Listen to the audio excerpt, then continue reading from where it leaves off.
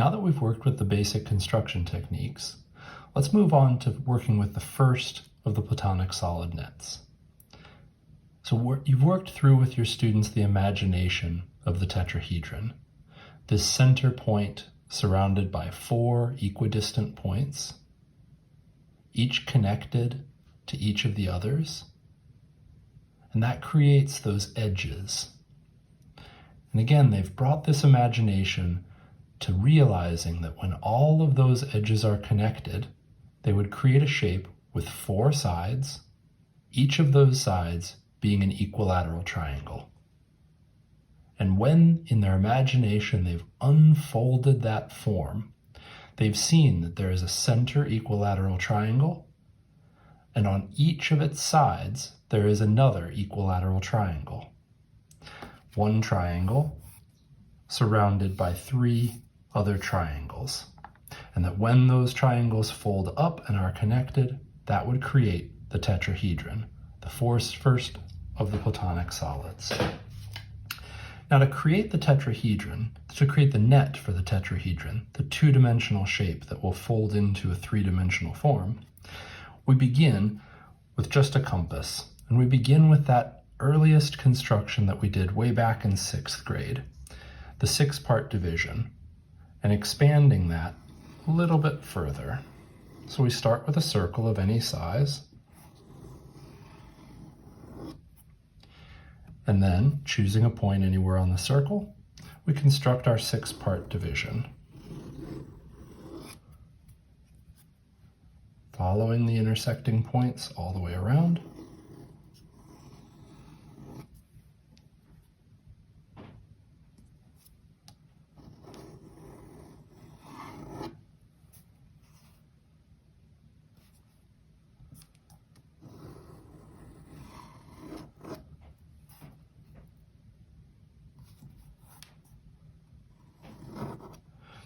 You'll see that I'm constructing a little bit more than I really need to in order for this form to be successful.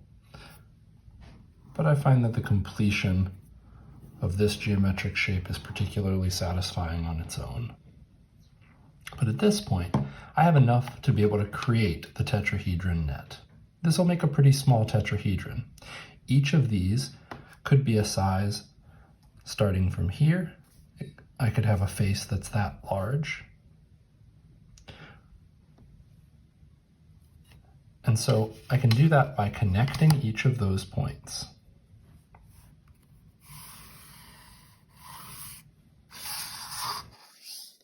Connecting the opposite intersections on each of the circles.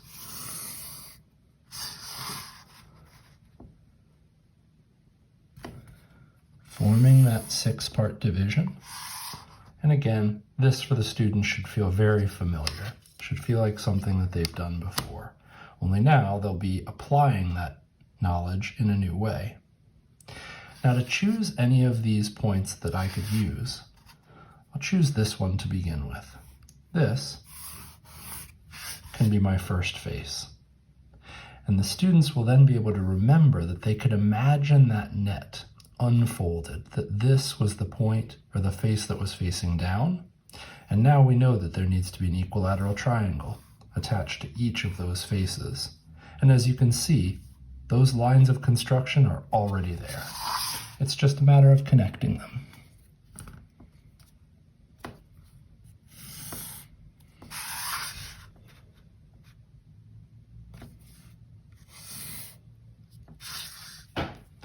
Now we have the 4 equilateral triangle faces that will make up the tetrahedron net.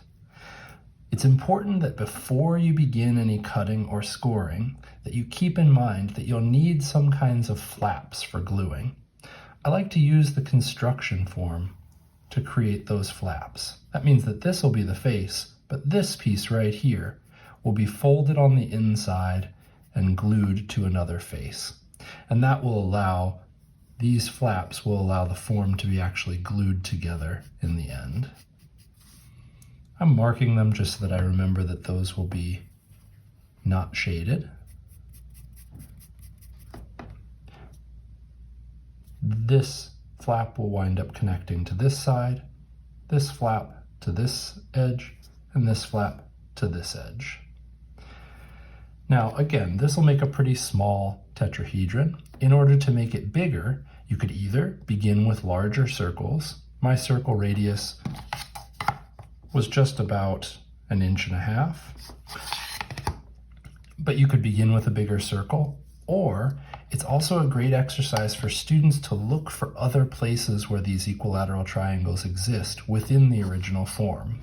For example, there is another equilateral triangle that can be found here.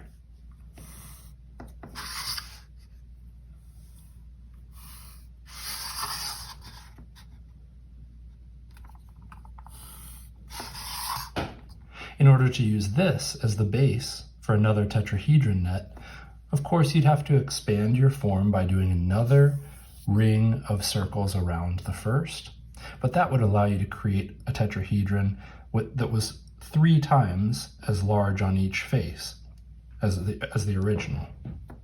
I'm sorry, 4 times as large as the original. But I'll stick with my small one to begin with. In this case, I think a small example will work just fine. Now, at this point, it would be important to instruct your students. This is not a demonstration that I would have necessarily given to them, not step by step. Letting them find the solution, letting them work out how can you create this net? Where can it be found in the forms that they're already familiar with? So much learning happens in that kind of experience and that kind of project that it's really well worth the additional time and even the frustration that some students will experience when they don't get it right away.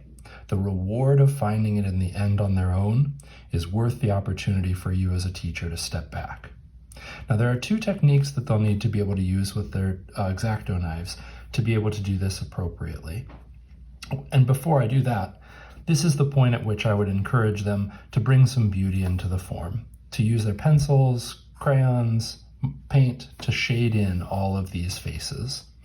And that's a great opportunity for those students who have been doing a lot of thinking to have a chance to breathe out a little bit and put some creativity into their work. After we've done that, then I'll show you how to score and cut, 2 important skills.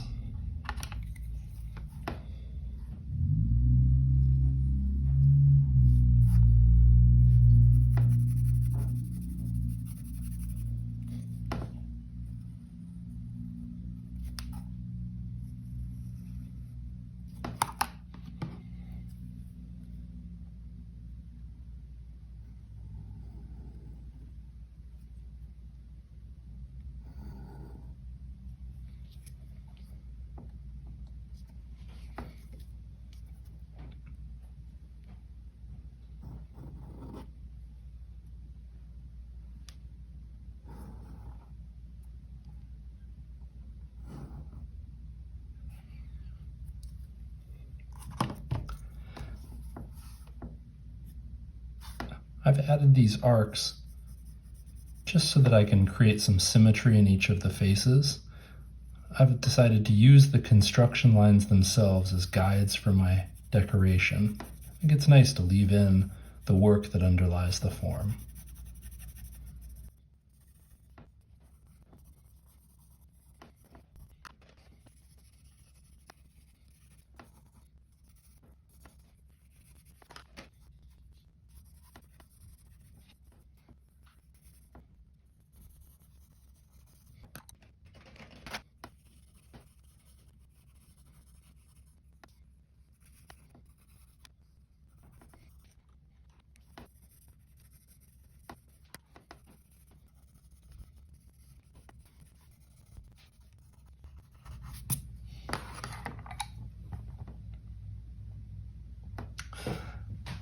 I think it's important, especially to bring to the students, but also for our own work, to really consider bringing beauty, bringing in the feeling of color, the feeling of completion, so that our work is really not just about the thinking and the precision, but about really bringing together the thinking and the feeling. Now, once we've done that, once we have the form decorated, and I would call this a pretty simple one, some of my students might really think that I haven't done quite my best work yet, but I think it'll do for the demonstration. Then I'll go on to scoring and cutting. Now, This is a great experience for the middle school student to really think about how that precision of their fine motor control can really lend itself to outcomes in their work. To score, we want to make a mark on the paper that is not deep enough to cut, and that'll allow crisp, even folds. It's really important for these Platonic solids, especially if they get small like this, to make scored marks on every fold. That will allow them to make crisp, even cuts, and to make those scored cuts using a straight edge and a skill knife. So first, I'll make a scored cut or score mark here from this point to this point. It's fine for it to go further, but I want to do that by putting my ruler on the line and then marking with light to medium pressure. I want there to be enough pressure that I'm really cutting slightly into the paper, but not so much that I'm cutting through it. And I'll continue that on those three faces, just scoring lightly. This is a further real consideration for the students to think which edges are folds and which edges are cuts. It makes a big difference in the final outcome. Now, in order to do the sides that are going to be cut, I begin by scoring. By scoring this edge, it's okay to go over twice. If I do that, I try not to move my ruler. But now I've made a scored edge here where the flap will be able to fold away from the face. And I've also created the beginning here of what will be cut. And then with the ruler in place, go ahead and put the X-Acto knife and cut all the way through. Careful to stop at the corners. It can be helpful to make more than one cut to be sure that you're through. And the students will begin to develop a feel for when they've cut all the way through the paper. It's a nice tactile sensation. A score to begin with, to make sure that this flap will have an even cut, and then a nice cut through. These edges where you can begin at the point and pull away are certainly easier cuts to make. And finally, doing the same thing on the last edge. A score to begin.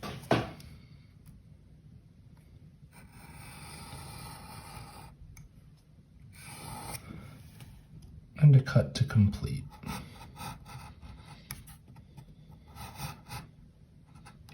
And the last thing to do then is to cut around the edges of the flaps. These don't have to be exact. In fact, frequently students cut straight lines and straight across. Sometimes that's even easier to fold, or to glue rather.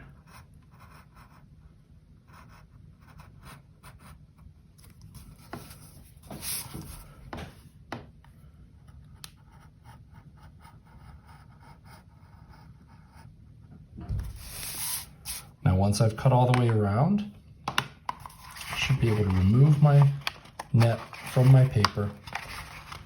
There are a few places where sometimes it hangs on. If it really gets hung up, you can go back with an X-Acto and cut through again, such as on that face.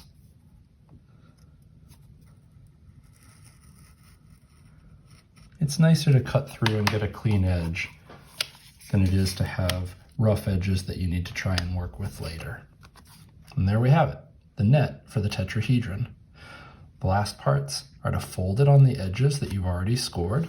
By scoring it, you can see what a nice clean edge you get. Folding the flaps inward.